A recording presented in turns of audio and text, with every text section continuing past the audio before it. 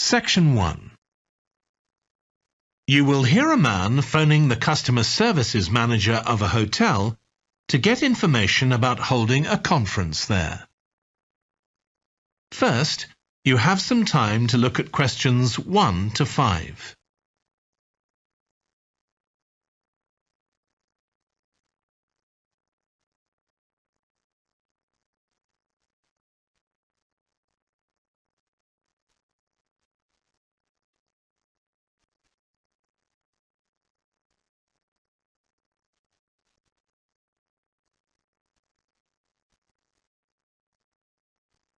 You will see that there is an example that has been done for you. On this occasion only, the conversation relating to this will be played first. Hello, Flanders Conference Hotel. Oh, hi. I wanted to ask about conference facilities at the hotel. Have I come through to the right person? You have. I'm the customer services manager. My name's Angela. The name of the customer services manager is Angela. So Angela has been written in the space. Now we shall begin. You should answer the questions as you listen because you will not hear the recording a second time. Listen carefully and answer questions 1 to 5. Hello, Flanders Conference Hotel. Oh, hi. I wanted to ask about conference facilities at the hotel. Have I come through to the right person? You have. I'm the customer services manager. My name's Angela. So, how can I help you? Well, I'm calling from Barrett and Stanson's. We're a medical company based in Perth. Oh, yes? And we're organising a conference for our clients to be held in Sydney. It'll be held over 2 days, and we're expecting about 50 or 60 people. When were you thinking of having it? Sometime early next year, like the end of January. It'd have to be a weekend. Let me see. Our conference facilities are already booked for the weekend beginning January the 28th. We could do the first weekend in February. How about January the 21st? I'm afraid that's booked too. Well, let's go for the February date then. So that's the weekend beginning the 4th. Okay. Now, can you tell me a bit about what conference facilities you have? Sure. So for talks and presentations, we have the Tesla room. Sorry? Tesla, that's spelled Tesla. It holds up to 100 people and it's fully equipped with a projector and so on. How about a microphone? Yes, that'll be all set up ready for you. And there'll be one that members of the audience can use too, for questions if necessary. Fine. And we'll also need some sort of open area where people can sit and have a cup of coffee. And we'd like to have an exhibition of our products and services there as well, so that'll need to be quite a big space. That's fine. There's a central atrium with all those facilities, and you can come before the conference starts if you want to set everything up. Great. And I presume there's Wi-Fi? Oh, yes. That's free and available throughout the hotel. Okay. Would you also like us to provide a buffet lunch? We can do a 2-course meal with a number of different options. What sort of price are we looking at for that? Well, I can send you a copy of the standard menu. That's $45 per person. Or you can have the special for $25 more. I think the standard should be okay, but yes, send me the menu. Before you hear the rest of the conversation, you have some time to look at questions 6 to 10.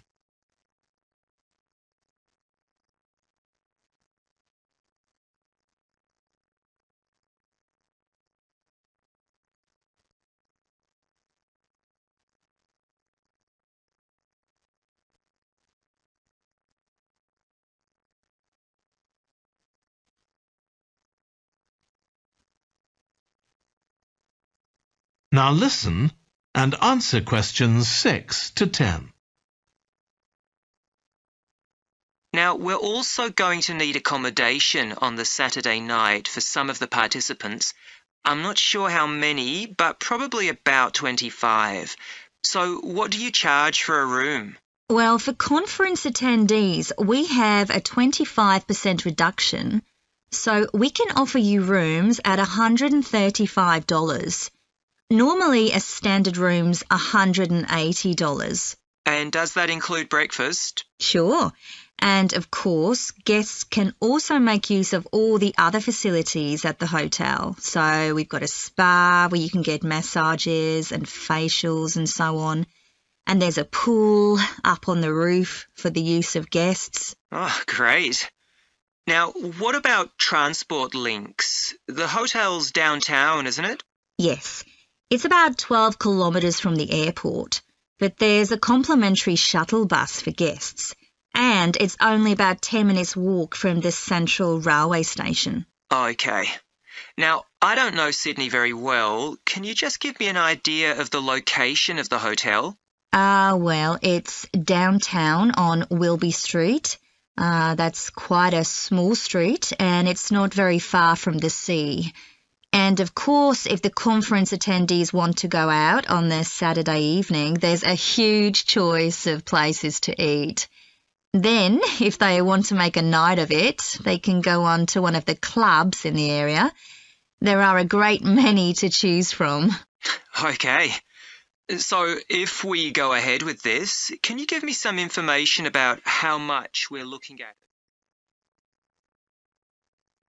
That is the end of section 1. You now have half a minute to check your answers.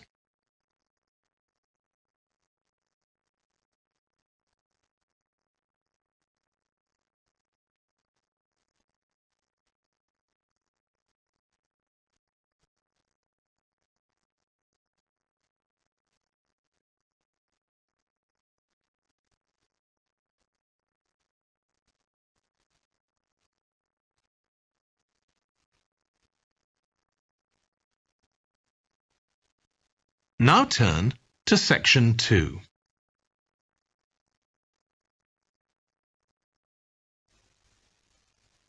Section 2. You will hear a woman talking to a group of college students about volunteering to help other people. First, you have some time to look at questions 11 to 14.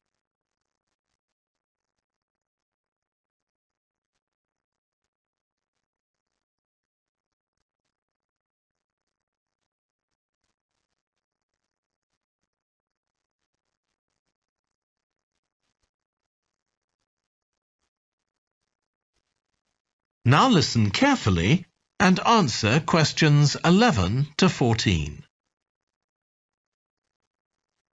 Good morning. My name's Lucy Crittenden, and I'm the Director of Operations for an organisation that arranges volunteering in this part of the country.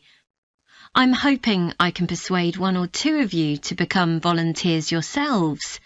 Let me start by briefly explaining what we mean by volunteering.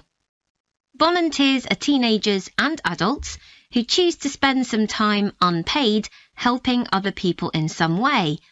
Most volunteers devote 2 or 3 hours to this every week, while a few do much more. The people they help may have physical or behavioural difficulties, for example. Volunteers can do all sorts of things, depending on their own abilities and interests. If they're supporting a family that's struggling, for example, they may be able to give them tips on cooking, or recommend how to plan their budget, or how to shop sensibly on their income. They might even do some painting or wallpapering, perhaps alongside any members of the family who are able to do it. Or even do some babysitting, so that parents can go out for a while. The benefit from volunteering isn't only for the people being helped. Volunteers also gain from it. They're using their skills to cope with somebody's mental or physical ill health, and volunteering may be a valuable element of their CV when they're applying for jobs. Employers usually look favourably on someone who's given up time to help others. Significantly, most volunteers feel that what they're doing gives them a purpose in their lives. And in my opinion, they're lucky in that respect, as many people don't have that feeling. Before you hear the rest of the talk, you have some time to look at questions 15 to 20.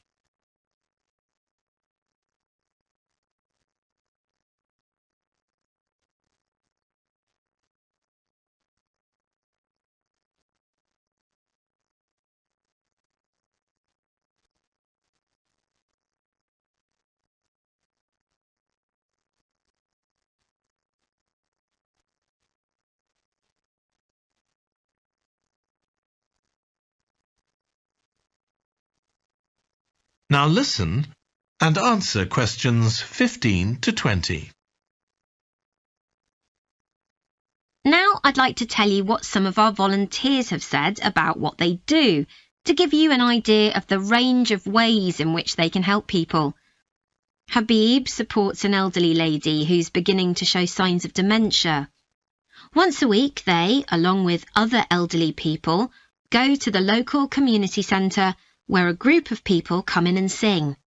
The songs take the listeners back to their youth, and for a little while they can forget the difficulties that they face now. Our volunteer Consuela is an amazing woman. She has difficulty walking herself, but she doesn't let that stop her. She helps a couple of people with similar difficulties who had almost stopped walking altogether. By using herself as an example, Consuela encourages them to walk more and more. Min visits a young man who lives alone and can't leave his home on his own, so he hardly ever saw anyone. But together they go out to the cinema or to see friends the young man hadn't been able to visit for a long time. Tanya visits an elderly woman once a week. When the woman found out that Tanya is a professional dressmaker, she got interested. Tanya showed her some soft toys she'd made, and the woman decided to try it herself. And now she really enjoys it and spends hours making toys. They're not perhaps up to Tanya's standard yet, but she gains a lot of pleasure from doing it. Alexi is a volunteer with a family that faces a number of difficulties. By calmly talking over possible solutions with family members, he's helping them to realise that they aren't helpless and that they can do something themselves to improve their situation. This has been great for their self-esteem. And the last volunteer I'll mention, though there are plenty more, is Juba. She volunteers with a teenage girl with learning difficulties who wasn't very good at talking to other people. Juba's worked very patiently with her, and now the girl is far better at expressing herself and at understanding other people. OK, I hope that's given you an idea of what volunteering is all about. Now I'd like to talk to you about... That is the end of section 2. You now have half a minute to check your answers.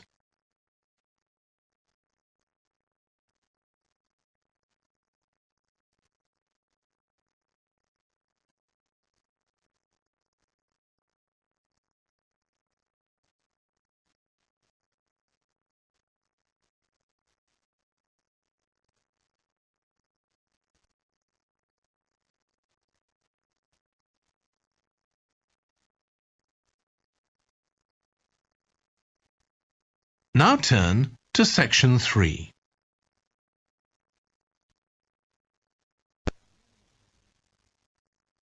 Section 3.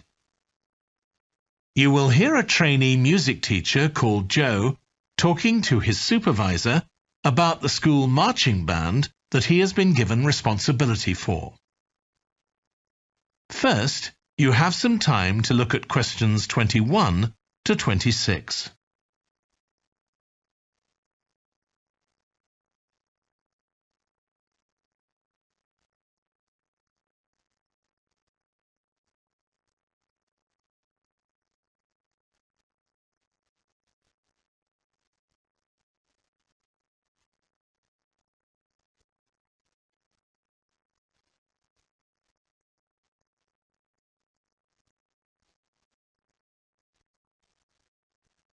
Now listen carefully and answer questions 21 to 26.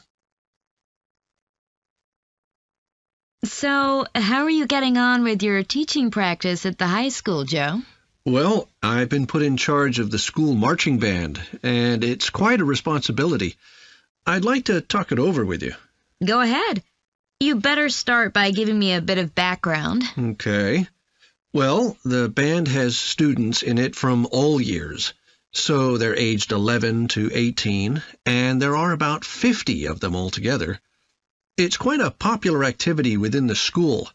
I've never worked with a band of more than 20 before, and this is very different.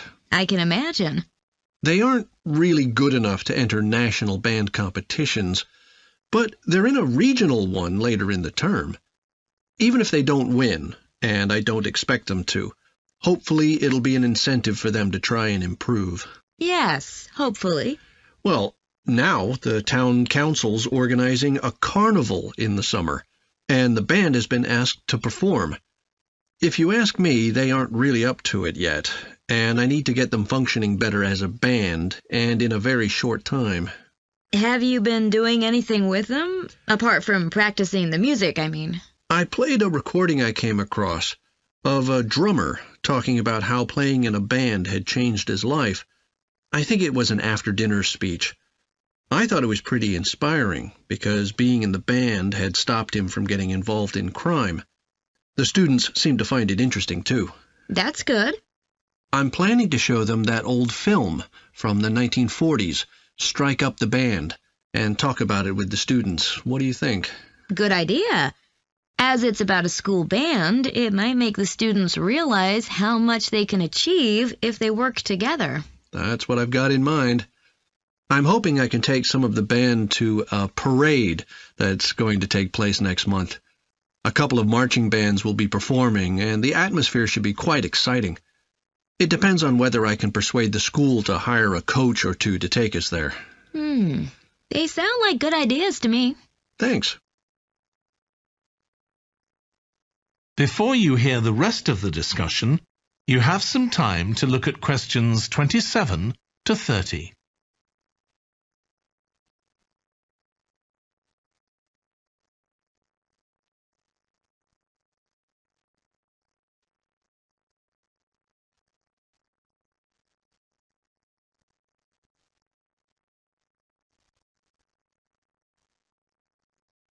Now listen and answer questions 27 to 30.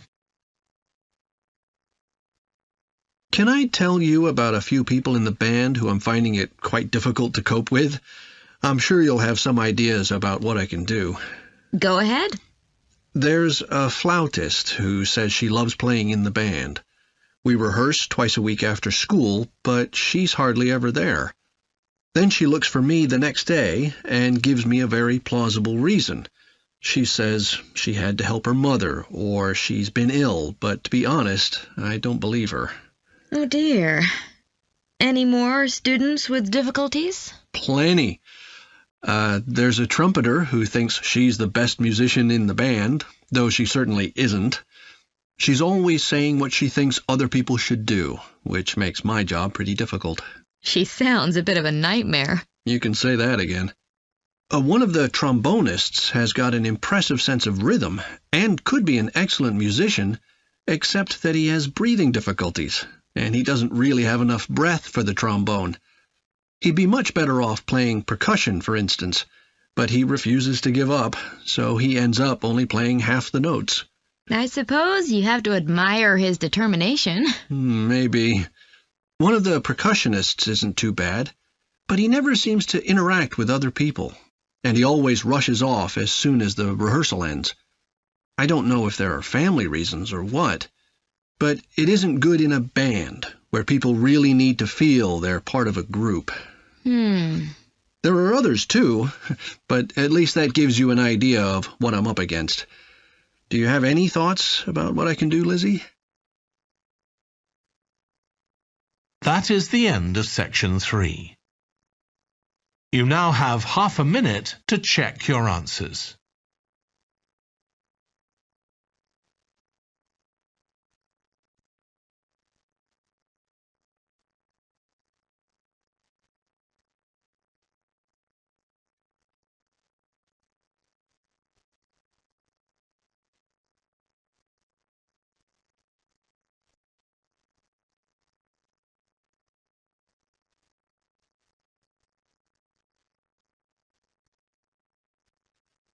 Now turn to Section 4.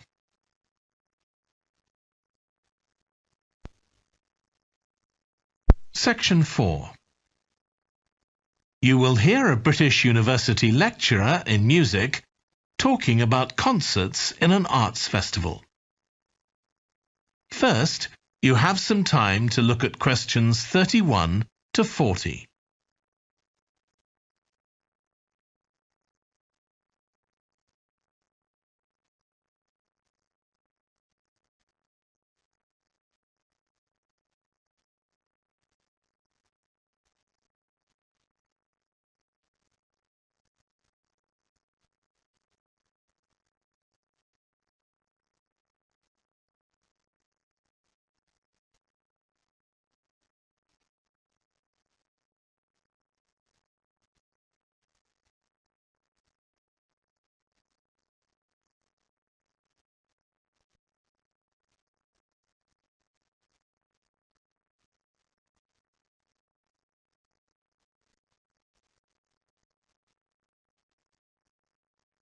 Now listen carefully and answer questions 31 to 40.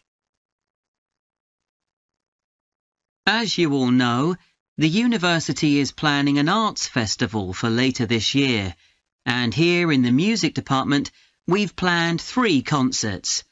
These will be public performances, and the programme has just been finalised. The theme of the festival is links between the UK and Australia, and this is reflected in the music. Each concert will feature both British and Australian composers. I'll tell you briefly about the Australian music, as you probably won't be familiar with that. The first concert will include music by Liza Lim, who was born in Perth, Western Australia, in 1966. As a child, Lim originally learned to play the piano, like so many children, and also the violin. But when she was 11, her teachers encouraged her to start composing. She found this was her real strength, and she studied and later taught composition, both in Australia and in other countries. As a composer, she has received commissions from numerous orchestras, other performers, and festivals in several countries. Liza Lim's compositions are vibrant and full of energy, and she often explores Asian and Australian Aboriginal cultural sources, including the native instrument, the didgeridoo. This is featured in a work called The Compass. Her music is very expressive, so although it is complex, it has the power of connecting with audiences and performers alike. In the festival, we're going to give a semi-staged performance of the Oresteia. This is an opera in 7 parts, based on the trilogy of ancient Greek tragedies by Aeschylus. Lim composed this when she was in her mid-20s, and she also wrote the text, along with Barry Kosky. It's performed by 6 singers, a dancer, and an orchestra that, as well as standard orchestral instruments, includes electric guitar and a traditional Turkish stringed instrument. Lim wrote that because the stories in the tragedies are not easy to tell. The sounds she creates are also disturbing, and they include breathing, sobbing, laughing, and whistling. The work lasts around 75 minutes, and the rest of the concert will consist of orchestral works by the British composers Ralph Vaughan Williams and Frederick Delius.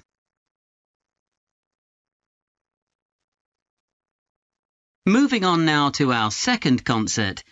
This will begin with instrumental music by British composers Benjamin Britten and Judith Weir. After the interval, we'll go to Australia for a piece by Ross Edwards, The Tower of Remoteness.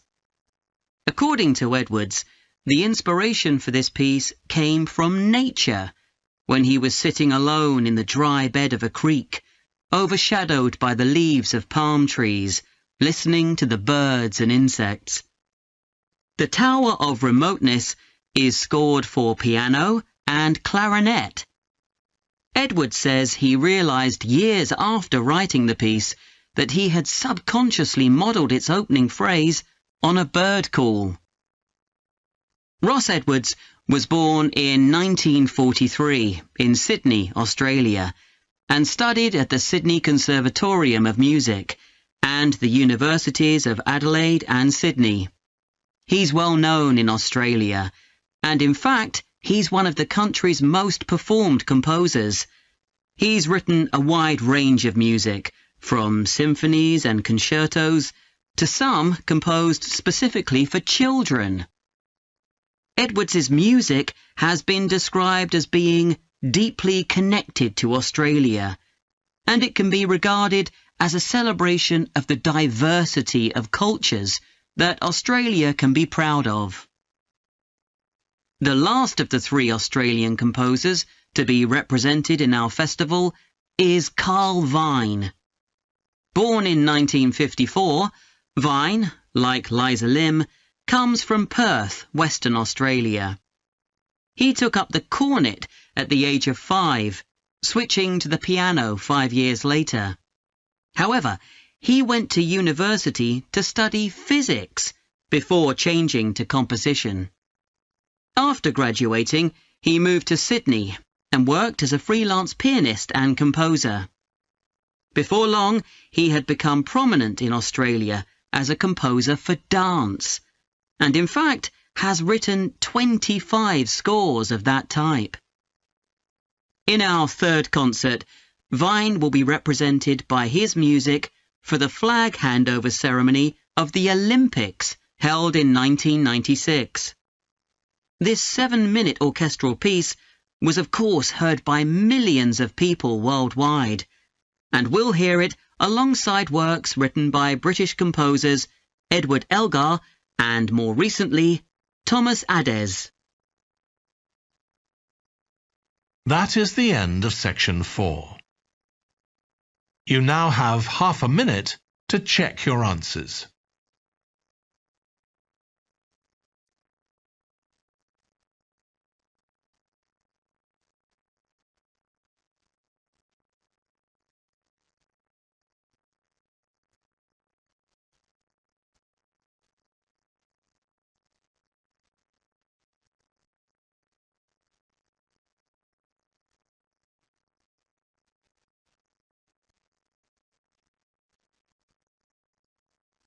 That is the end of the listening test.